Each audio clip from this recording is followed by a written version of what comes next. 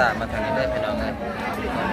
การทักทายสบายดีพ่อแม่พี่น้องเมื่อสื่อสุดโดนได้เด็กเขามาสื่อสองบามิกเนาะ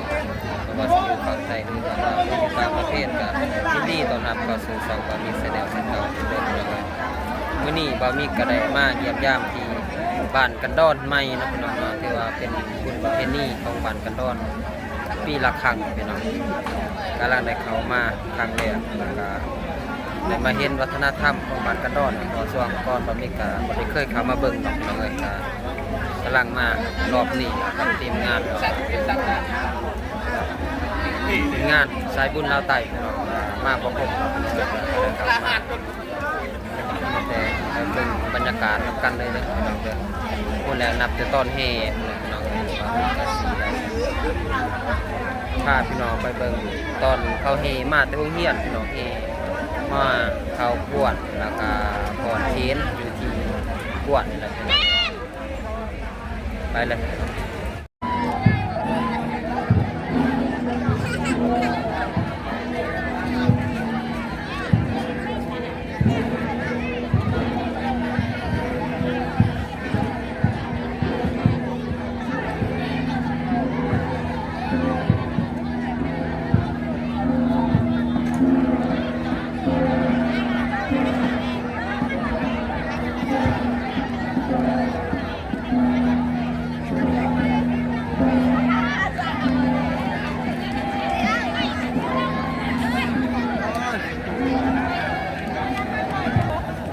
สบายดีเด้อสาวนิดสบายดีเด้อนี่บ่าวโคพี่น้องสบายดีเด้อบ่าวโคสบายดีบ่าวสายรีพ้นพี่น้องเอ้ย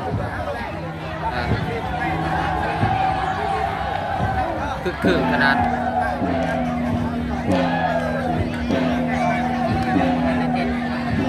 เขายังล่อนั่นดิสบายดีพบคนอยู่คือกันเลยนี่คนส่วนได้ดีไรได้ที่น้องส่วนอุ้ม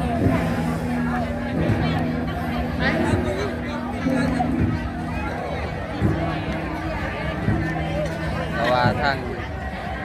สบายดีเด้อสบายดีว่ากะลีพ่นกระดูกหน่อยวันนี้นะมันจะอิ่งแห้งให้ลมเด้อทำไมไปยิงแห้งพอดีตีนี่กันพี่น้องเลย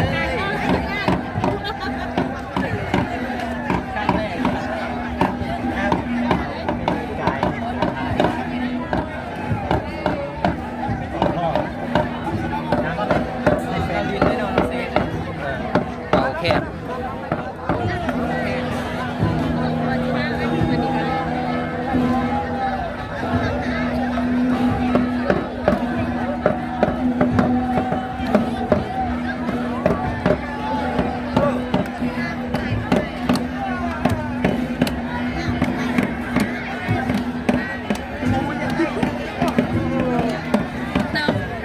ตกพี่น้องเอ้ยบรรยากาศครับรีพ้นหมดแหละ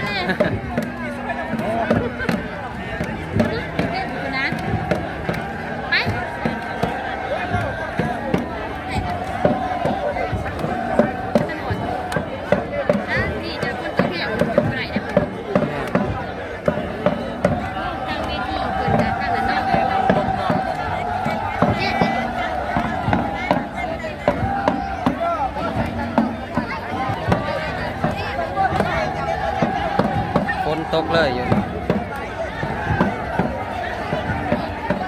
มันออกบนเขาเลยแล้วบอมีกะมีไม้เด้อพี่น้องเด้ออาจจะไม่ได้ยินปันใดเด้อข้างแรกที่บอมีไปเขามาเบิ่งเนาะประเพณีบุญบานกันดอนใหม่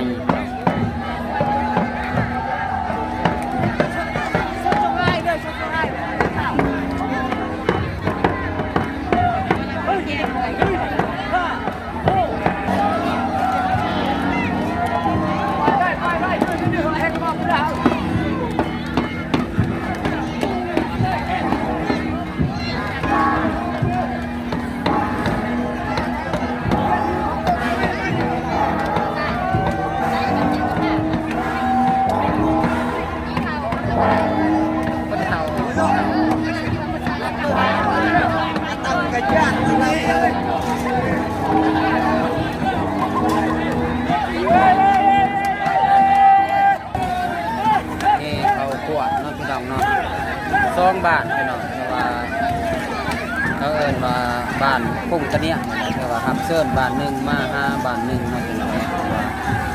มาแต่เมืองกะลึมพี่น้องแล้วก็สิทำพิธี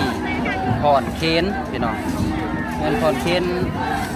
อ้อมขวดนี่แหละพี่น้องอยู่ตามเดินบ้านของเขาประตูกันเนาะ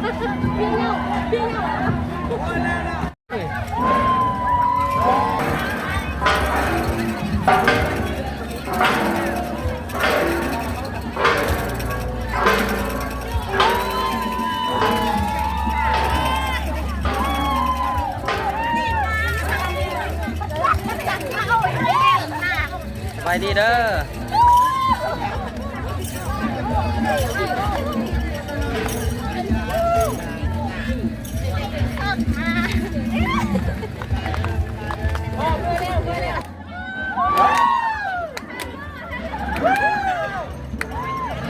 เป็นบรรยากาศเนาะพี่น้องเนาะแล้วสีเฮเขาไปหาขวดเป็นประเพณีของบ้านดอนไม้ตั้งแต่เด็กสิบกองพี่น้องเนาะบรรยากาศคึกคืนพี่น้องเลยเฮมาแต่ห้องเฮียนเขาไปอยู่บวชเนาะทำพิธีว่าโกนเค้นทางสู่เขาประตูบ้านกันดอนเพิ่นจัดงานมือพี่น้องเอ้ย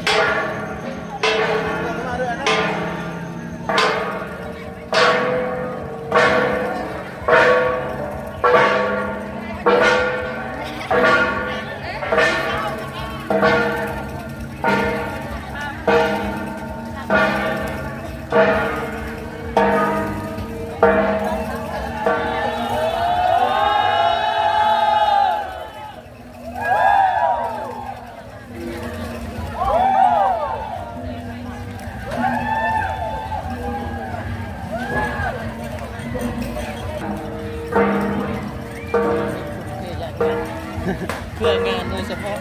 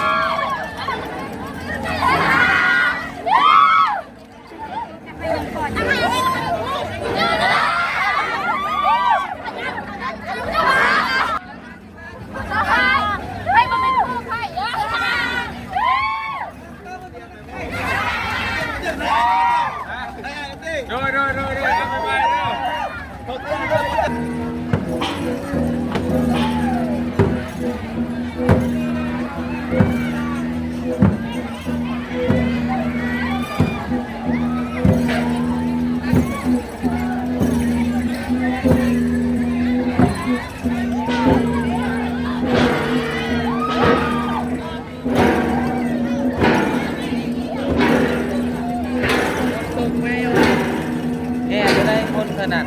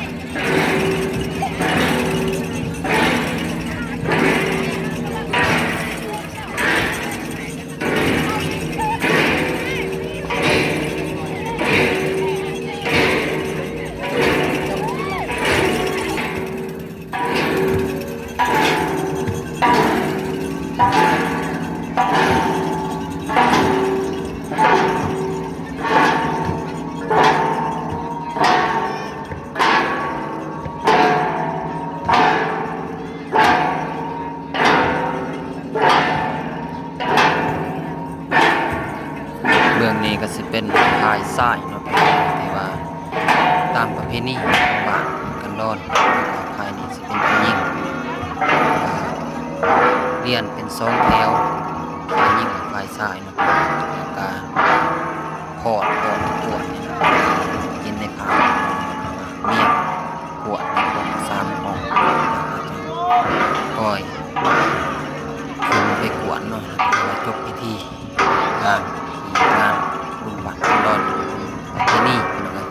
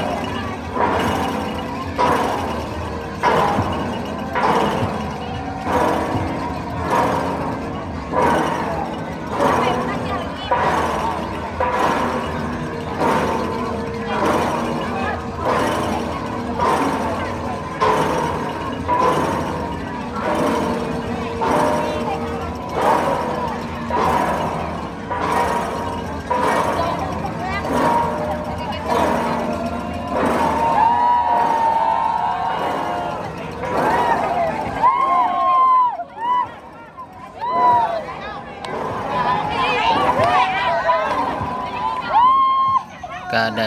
เสร็จสมบูรณ์ที่ได้พร้อมเข็นไปออกเมื่อพิธีงานในวันนี้เบ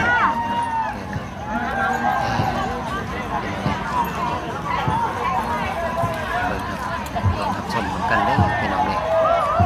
ที่นี่บัตรกันดอดใหม่เนาะ